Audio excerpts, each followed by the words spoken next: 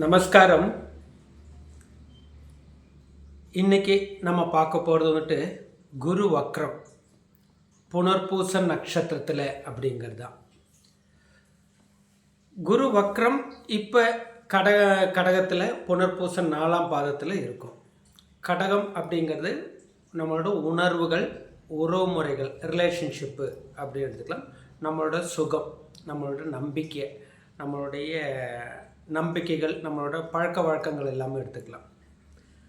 குரு வக்ரம் அப்படின்னு சொல்லும்போது அந்த இடத்துல கன்வென்ஷன், இயல்புக்கு மாறாக கன்வென்ஷன்லேருந்து அன்கன்வென்ஷனல் அப்படின்னு எடுத்துக்கலாம். இவங்களுடைய சிந்தனைகளாக இருக்கட்டும், எண்ணங்களாக இருக்கட்டும், சொல்லாக இருக்கட்டும், நம்மளோட ரொட்டீன் பழக்க வழக்கங்கள்லேருந்து இல்லை அவங்களோட ஆட்டிடியூடு, மேபி அவங்களோட பர்ஃபெக்ஷன், இது எல்லாமே சற்று முரண்பாடாக மாறுபட்டிருக்கும் அப்படின்னு எடுத்துக்கலாம். ரொம்ப முரண்பாடு அப்படிங்கிறது 6, 8, 12 கூட தொடர்பில் வரும்போது தான் வரும். ஒரு சிலவங்களுக்கு இறை நம்பிக்கை இல்லாமல் இருக்கும் ஆரம்ப காலகட்டங்களில், இல்லை ஏதோ ஒரு காரணத்தினால அவங்க இறை வழிபாடு இல்லாமல் இருப்பாங்க. ஏன்னா குருன்னா தர்மம், அவங்கவுங்களுடைய எந்த மதம், எந்த மொழி, அவங்கவுங்களோட ரிச்சுவல்ஸு, அவங்கவுங்களோட சோஷியல் கல்ச்சரு, அவங்கவுங்களுடைய சோஷியல், அவங்களோட குடும்ப வட்டாரங்கள், இல்லை அந்த இன, அவங்கவுங்களோட ஜாதி மதம், அவங்களுக்குள்ளெல்லாம் ஒரு கல்ச்சர் இருந்துகிட்டு இருக்கும். இந்த கல்ச்சர்லேருந்து முரண்பாடாக மேபி ஒரு சிலவங்க பழைய முறைகளை மாற்றி அமைக்கக்கூடியது இவங்க தான். ஏன்னா சில இடத்துல மூட நம்பிக்கைகள் அப்படிங்கிற சில இடத்துல இருக்கும், அதையுமே மாற்றி அமைக்கக்கூடிய ரீகண்டிஷன் பண்ணுறது இவங்க தான். குரு அப்படிங்கிறது பணம். இவங்க பணத்துக்கு முக்கியத்துவம் கொடுக்கறத விட பணம், பொருளாதாரம், இது வாட்டவர், அது பொருள் சார்ந்த இதுக்கு முக்கியத்துவம் கொடுக்கறத விட உறவு முறைக்கு முக்கியத்துவம் கொடுப்பாங்க. இவங்களோட பலவீனம் என்ன அப்படின்னு பார்க்கும்போது இந்த அவங்களுடைய பெர்ஃபெக்ஷன், நம்மகிட்ட இருந்து ரொம்ப பெர்ஃபெக்ஷனை எதிர்பார்ப்பாங்க. அதனால் அடிக்கடி நம்மளை சோதித்து பார்ப்பாங்க.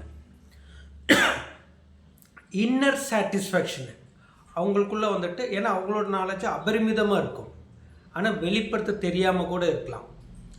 அதை யார் வெளிப்படுத்த தெரிஞ்சாங்களோ அவங்கள வந்துட்டு ரொம்ப ஒரு ஹையர் லெவலில் போவாங்க அப்படின்னு எடுத்துக்கலாம். அவங்களோட மனசில் எப்பயுமே பர்ஃபெக்ஷன் அதிகமாக எடுத்துகிட்டுப்பாங்க. இன்னர் சாட்டிஸ்ஃபேக்ஷன் வெளியிலேருந்து எல்லாம் பார்க்குறத விட அவங்களுக்குள்ள ஒரு ஆத்ம திருப்தி அப்படிங்கிறது தான். இவங்க ஏதோ ஒன்று நல்லது செய்ய போகும்போது அது தவறாக புரிதல் இல்லை தவறாக மற்றவங்களுடைய பேச்சுக்கு ஆளாகக்கூடிய சூழல் வரும். வக்ரம் அப்படின்னா திரும்பி பார்ப்பது இல்லை திரும்பி வருவது அப்படிங்கிறது. அப்போது திரும்பி வருவது அப்படின்னு சொல்லும்போது ரீ ஆப்பர்ச்சுனிட்டி, ஏதாவது குருன்னா கல்வி, அப்போ கல்வி சார்ந்த தொழிலாக கூட இருக்கட்டும், அதுக்கு மீண்டும் புது வாய்ப்புகள் உருவாகும். இல்லை நம்ம ஆல்ரெடி ரொம்ப பெண்டிங்கில் இருந்துகிட்டு இருக்கிறது, இல்லை நம்ம அப்ளை பண்ணிவிட்டு எனக்கு கிடைக்காமல் இருக்கிறது, அந்த மாதிரி தடை ஸ்ட்ரகிள் பண்ண இல்லாமல் இந்த காலகட்டங்களில் கிளிக் ஆகும். குருங்கிறது புத்திரகாரகத்துவம். ஒரு சிலவங்களுக்கு புத்திரகாரத்துவம் மேபி அது சேலஞ்சிங்காக இருக்கலாம், இல்லை ஏதோ ஒரு தாமதமாக கூட இருந்துகிட்டு இருக்கலாம். அப்போ புத்திரகாரகத்துவம் இந்த இடத்துல கிடைக்கும். அதுக்கு ஏன் ரீசன் அப்படின்னு பார்க்கும்போது, ஒன்று 3ஆம் பாவம், காலபுருஷனோட 3ஆம் பாவத்தில் புனர்பூசம் வர்றதுனால வீரியஸ்தானம் அப்படின்னு எடுத்துக்கலாம். குருங்கிறது புத்திரகாரகன்னு எடுத்துக்கலாம். இந்த புனர்பூச நட்சத்திரத்துக்கு அதிதேவதை அதிதி அப்படிங்கிற ஒரு தேவதை. 12 ஆதித்யர்களுக்குமே தாயாக இருக்கக்கூடிய, நம்ம பார்க்கக்கூடிய சூரிய தேவனோடையும் தாய் அவங்க தான், இந்திரனோட தாயும் அவங்க தான். 12 சூரியர்கள் ஆதித்யர்கள் அப்படிங்க, அதுக்கும் தாய் வந்துட்டு அதிதியை தான், கச்சிப முனிவரோடைய துணைவி அப்படின்னு. வாமனன், மகாவிஷ்ணுவோட ஒரு அவதாரத்தில் வர வாமனனுக்குமே தாய் வந்துட்டு இந்த அதிதி தேவி தான். ஸோ நிறைய புத்திர பாக்கியம் கிடைக்கக்கூடியது படைத்தலைவி அப்படிங்கிறனால இவங்க அந்த காலகட்டங்களில் நிறைய குழந்தைகள் உருவாயிருக்கு. அப்படிங்கிறனால யாரெல்லாம் குழந்தை பாக்கியத்துக்கு முயற்சி பண்ணுறாங்களோ புனர்பூசம் திருவாதிரை நட்சத்திரத்தில் சப்போர்ட்டிவாக இருக்கும் அப்படிங்கிறது தான். இதில் ஒரு சிலவங்களுக்கு நம்ம கன்வென்ஷனல் அன்கன்வென்ஷனல் அப்படின்னு நம்ம சொன்னோம் இல்லைங்களா. சப்போஸ் இயற்கையாக அவங்களுக்கு குழந்தை பாக்கியம் தடை வருதுன்னா ஐவிஎஃப் இல்லை வேறு ஏதாச்சும் ட்ரீட்மெண்ட் மூலமாக அந்த புத்திர பாக்கியத்துக்கான பிராப்தம் இந்த டைமில் அவங்க முயற்சி பண்ணும்போது நடக்கும் அப்படிங்கிறது தான். இதில் கடகம் அப்படிங்கிற ஒரு இடம் இருக்குது, புனர்பூசம் அப்படிங்கிற ஒரு இடம் இருக்குது, மிதுனம்ங்கிற ஒரு இடம், புதன். இது தன்மையை பொறுத்து ஒவ்வொரு இடத்துக்கும் தன்மை மாறுபடும். கடகம் அப்படின்னு சொல்லும்போது நம்மளோட ரொட்டீன் பழக்க வழக்கங்கள், ஜாதகர் தன் வாழ்க்கையை போராடி தன் பிறவி கர்ம வினைகளை கழிக்கக்கூடிய ஒரு இடம் அப்படின்னா கடகம்தான். டெஃபினட்டாக சுகத்தை தேடிட்டு இருப்பாங்க தவிர அவங்க தனியே தியாகம் பண்ணிகிட்டு இருப்பாங்க அப்படின்னு எடுத்துக்கலாம். கடந்த ப்ரீவியஸ் பர்த்தில் நம்ம செய்த தவறுகள் இல்லை நம்மளோட கர்ம வினைகளோட தொடர்பு தான் இந்த பர்த்து அப்படின்னு எடுத்துக்கலாம். இந்த கனெக்டிவிட்டிலுமே ப்ரீவியஸாக நம்ம பண்ண தவறுகள் சுயமாக நம்மளை திருத்தி கொள்ளக்கூடிய ஒரு வாய்ப்பு. அப்போ ரீகரெக்ஷன் அப்படின்னு கூட நம்ம இந்த இடத்துல எடுத்துக்கலாம். ரீகரெக்ஷன் எல்லாமே இந்த புனர்பூசம் தான்.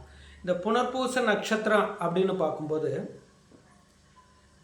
ஒரு செயல் மீண்டும் நடைபெறுதல், அது வளர்ச்சியாக இருக்கலாம், மாற்றமாக இருக்கலாம், உறவுமுறையாக இருக்கலாம், கல்வியாக இருக்கலாம், நீங்கள் எதில் வேணாலும் எடுத்துக்கலாம். ஒரு தடவை நான் முயற்சி பண்ண எனக்கு கிடைக்கல, மீண்டும் முயற்சி பண்ணும்போது அது எனக்கு அமையும் அப்படிங்கிறது தான். இப்போ அவங்களோட 10ஆம் பாவம் அப்படின்னு வச்சுக்கோங்களேன். எங்கேயாச்சும் ஒரு தொழிலுக்கு இன்டர்வியூ போகிறோம், நம்ம புது முயற்சி எடுத்தோம், எனக்கு கிடைக்கல அப்படின்னா விட்டுறக்கூடாது. மீண்டும் ஒரு தடவை அது 2 or 3 times முயற்சி பண்ணும்போது தான் அது கைகூடும். ஃபஸ்ட் டைம் அவங்களுக்கு சக்ஸஸ் ஆகாது. இதே 7ஆம் பாவத்தில் இதே புனர்பூசம் வருது அப்படின்னு வச்சுக்கோங்களேன், அடிக்கடி கருத்து வேறுபாடுகள் பிறகு ரீயூனியன் அப்படின்னு எடுத்துக்கலாம். சப்போஸ் அந்த இடத்துல பாபகிரகங்கள் அதிகமாக இருக்குது அப்படின்னா it leads to another marriage அப்படின்னு எடுத்துக்கலாம். இதே 4ஆம் பாவத்துடன் தொடர்பு இருக்கும்போது வீடு அடிக்கடி மாறுறது அப்படின்னு எடுத்துக்கலாம். ஒரு சிலவங்களுக்கு சுபகிரக தொடர்பு இருக்கும்போது ஒன்றுக்கு மேற்பட்ட ப்ராப்பர்ட்டி அப்படின்னு எடுத்துக்கலாம். இது பொருளாதார ரீதியாக பிஸ்னஸுக்குமே ஒன்றுக்கு மேற்பட்ட தொழில் ரீதியாக ஜாதகராக அமைக்கும் அப்படின்னு எடுத்துக்கலாம். அப்போ கடகத்தில் இருக்கும்போது ஜாதகருக்குள்ள ஒரு இன்செக்யூரிட்டி, தன் மீதான ஒரு அவநம்பிக்கை, நமக்கு லக்கு இல்லையோ அப்படிங்கிற எண்ணங்கள் எல்லாமே இந்த கடகத்தில் வரப்போ இந்த குரு கொடுத்துட்டு இருக்கும். கடகத்தில் இருக்கக்கூடிய குரு தான் இவங்கள ஆன்மீகத்தில் ஒரு உயர்ந்த இடத்துக்கு போகும்.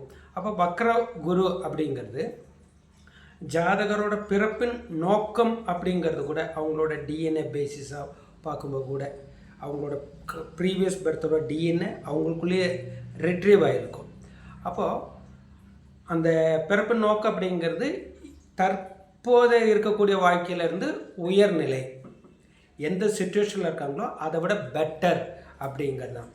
அப்போ இது முழுக்க பொருளாதாரத்துக்கு நீங்கள் அதிகமாக எடுத்துக்கூடாது. இது ஸ்பிரிச்சுவல் ஆக்டிவிட்டீஸில் தான் ரொம்ப அதிகமாக இருக்கும் அப்படின்னு எடுத்துக்கலாம். ஏன்னா வக்கர குரு அப்படின்னு சொல்லும்போது நேர்மாறாக அப்படின்னு எடுத்துக்கலாம். அவங்களோட தனித்துவமான செயலாக இருக்கலாம், தனித்துவமான நடவடிக்கையாக இருக்கலாம், அவங்களோட சிந்தனை பேட்டர்ன், திங்கிங் பேட்டர்ன் எல்லாமே என்டையர்லி டிஃப்ரெண்ட்டாகத்தான் இருக்கும். நம்ம அவங்க கூட வெளியிருந்து பார்க்குறவங்களோட க்ளோஸாக பழகும்போது அது ரொம்ப தெரியும் அப்படின்னு எடுத்துக்கலாம். இதே அவங்களோட 7ஆம் பாவத்துடன் தொடர்பு இருக்கும்போது இல்லாமல் வாழ்க்கை துணை மூலமாக நிறைய போராட்டங்கள், கன்ஃபியூஷன், அந்த ரொம்ப ஸ்ட்ரிக்டாக இருக்கக்கூடிய வாழ்க்கை துணை அமையிறது, அந்த கண்டிப்பு அப்படிங்கிறது கூட இருக்கலாம். வெளியிலேருந்து பார்க்கும்போது ஜாலியாக இருக்கிற மாதிரி இருந்தாலும் அந்த ஒரு கண்டிப்பு இருந்துகிட்டு இருக்கும். கடகம் அப்படிங்கிறது வீடு, நம்மளோட சுகம், நம்மளோட தாய், நம்மளோட ட்ரெடிஷ்னல் வேல்யூ, நம்மளுடைய ஒரு கோர் வேல்யூன்னு சொல்லுவோம்ல, நம்ம குடும்பம்னா இப்படி தான் ஒரு கொள்கை இருக்கும் இல்லைங்களா, ஃபேமிலியோட செட்டப்பு இந்த மாதிரி பண்பில் தான் இருக்கணும். ஏன்னா குருங்கிறது தர்மம், அந்த எத்திக்ஸு, அந்த எத்திக்ஸ்லேருந்து அந்த கோர் வேல்யூலேருந்து டோட்டலாக விலகி போகக்கூடிய ஒரு அமைப்பாக இருக்கும். அதனால தான் சில மூட நம்பிக்கைகளில் இவங்க உடைச்சிட்டு புதுசாக ஒன்று க்ரியேட் பண்ணுறது, புது விஷயங்கள் உருவாக்குறது, அந்த தன்னம்பிக்கையெல்லாம் வேறு மாதிரி அமைக்கக்கூடிய ஒரு தன்மை. அதே நேரத்தில் எதுவுமே இந்த இடத்துல தங்காது, ஒரு தனித்துவமாக இருக்கும், தனிமையும் இருந்துகிட்டு இருக்கும் அப்படின்னு எடுத்துக்கலாம். இதே மிதுனத்தில் போகும்போது மாறும். மிதுனத்தில் இருக்கிற புனர்பூசம் 1, 2, 3 அப்படின்னு சொல்லும்போது இந்த இடத்துல நாலேஜ் அப்படிங்கிறது ரெகுலர் பேட்டர்ன்லேருந்து இர்ரெகுலர் பேட்டர்ன் அப்படின்னு இருக்கலாம். ஆர்கனைஸ்லேருந்து அன்ஆர்கனைஸ்டு, அந்த முறையிலேருந்து முறை மாறி இருக்கும் அப்படின்னு எடுத்துக்கலாம். இது புதனோட தாக்கம் அதிகமாக இருக்கும்போது அதிமேதாவி, அந்த கல்வியிலே அப்படின்னு சொல்லும்போது வாத்தியார் மிஞ்சின சீடன் அப்படின்னு சொல்கிற மாதிரி இருக்கும். ரொம்ப எப்பயுமே லாஜிக்காக ஆய்வு பண்ணக்கூடிய விஷயங்கள். குருங்கிறது பாக்கியம். குரு வக்கரமாயிட்டு மிதுனத்தில் இருக்கும்போது பாக்கியம் குறைவு அப்படின்னு எடுத்துக்கலாம். நம்மளுடைய கல்ச்சர்லேருந்து, ஜாதியிலேருந்து, மதத்துலேருந்து, இனத்துலேருந்து மாறுறது எல்லாமே இதே இடத்துல தான். எல்லாமே அந்த கணக்கு வழக்குகள், அந்த ஸ்டாட்டிஸ்டிக்கு, லாஜிஸ்டிக்கு, இந்த மாதிரி இடத்துல ஆய்வு பண்ணி தான் இவங்க பண்ணுவாங்க. வெறும் அந்த பிலீஃப்ஸு, நம்பிக்கை அதில் இவங்க ஏற்றுக்கொள்ள மாட்டாங்க அப்படின்னு எடுத்துக்கலாம். மிதுனத்தில் இருக்கும் வரும் காலகட்டங்களில் கிட்டத்தட்ட டிசம்பர் 11 மார்ச் 13, 17 வரை இருக்கக்கூடிய காலகட்டங்கள். இந்த காலகட்டங்களில் ரொம்ப புதன் சம்மந்தமாக இல்லை குரு சம்மந்தமாக இருக்கக்கூடிய புதன் அப்படிங்கிறது எனி டாக்குமெண்டேஷனாக இருக்கலாம், கல்வியாக இருக்கலாம், பிறருக்கு ஆலோசனை வழங்குதலாக இருக்கலாம். ரொம்ப திணிச்சிடக்கூடாது, தனது கருத்துக்களை திணிச்சிடக்கூடாது அப்படின்னு சொல்லலாம். ஜென்ரலாக மேலோட்டமாக சொல்லி போகக்கூடிய ரொம்ப நல்லாயிருக்கும். ஒரு கருத்துங்கிறது மற்றவங்க முன்னாடி பப்ளிக் பிஹேவியராக சொல்லாமல் இருக்கிறது ரொம்ப நல்லாயிருக்கும். ஏன்னா பப்ளிக்காக சொல்லும்போது தான் அதில் முரண்பாடுகள் அதிகமாக இருக்கும். தனிப்பட்ட முறையில் கருத்துக்கள் பரிமாறிக்கொள்ளலாம் அப்படின்னு சொல்லலாம். வக்ரகுரு எப்பயுமே ஒரு தாமதம். ஒரு சேல் பண்ணியாச்சுன்னா திரும்ப நம்மகிட்ட யூடர்ன் போட்டு வந்துடும். அதனால் இவங்களாம் ரொம்ப ஸ்பீடான ஆக்டிவிட்டீஸு, ஆக்ஷன் தவிர்த்துடணும். ரஷ் பிஹேவியர் தவிர்த்துடணும். இதே காலகட்டங்களில் ரொம்ப நிறைய போட்டிகள், ஸ்ட்ரகிளிங் இருந்துகிட்டு இருக்கும். புது விஷயங்களை நோக்கி இவங்களோட முயற்சிகள் ட்ராவல் பண்ணிகிட்டு இருக்கும் அப்படின்னு சொல்லலாம். இது 7ஆம் பாவத்துடன் தொடர்பில் இருக்கும்போது ஒரு சிலவங்களுக்கு ஒன்று ஏர்லி மேரேஜு, இல்லை ஒரு சிலவங்க தாமதமான திருமணம் நடக்கிறது இதே இடத்துல கொடுக்கும். அப்போ குரு நார்மலாக ஒரு 26லேருந்து 27லேருந்து ஒரு 30க்குள்ளே திருமணம் அப்படின்னா, குரு வக்கரம் அப்படின்னா இந்த காலகட்டங்களில் நடக்காது. ஒன்று 18, 20 வயசு, 22 வயசுக்குள்ளே, இல்லை லேட்டாக 32, 33 அந்த தாமதமாக திருமணம் ஆகக்கூடிய காலகட்டங்கள். இதில் குரு ஏதாச்சும் பாப கிரகங்களோடு சேருது அப்படின்னா அந்த இடத்துல டோட்டலாக ஸ்பாயில் ஆயிரும் அப்படின்னு எடுத்துக்கலாம்.